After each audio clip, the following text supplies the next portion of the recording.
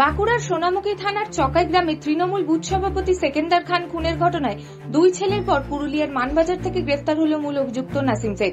সোমবার রাতে বড়জোড়া বাড়ি থেকে ফেরার পথে দুষ্কৃতীদের গুলিতে নিহত হন সেকেন্দার খান। পরিবারের অভিযোগের ভিত্তিতে পুলিশ প্রথমে নাসিমের দুই ছেলে হাসিম ও ইব্রাহিমকে গ্রেফতার করে 10 দিনের পুলিশ হেফাজতে নেয়। পরে গোপন সূত্রে খবর পেয়ে নাসিমকে আটক করা হয়।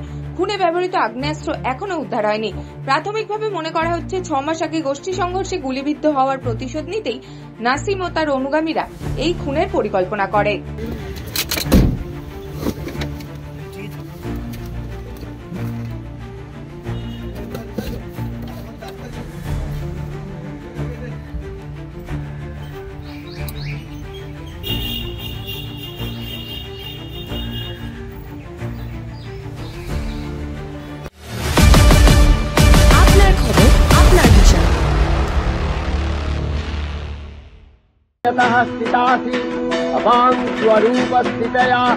मधुकैटव विध्वंसी विधात्री वरदे नमः।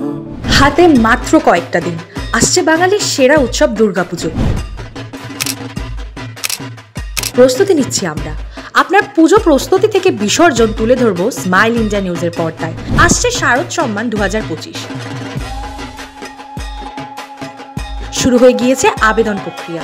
বাছাই হবে সেরা প্রতিমা, সেরা ভাবনা, সেরা মণ্ডপ, সেরা আলোকসজ্জা, সেরা আবহ। আমরা আসছি আপনাদের পাড়ায়, আপনাদের পূজা মণ্ডপে।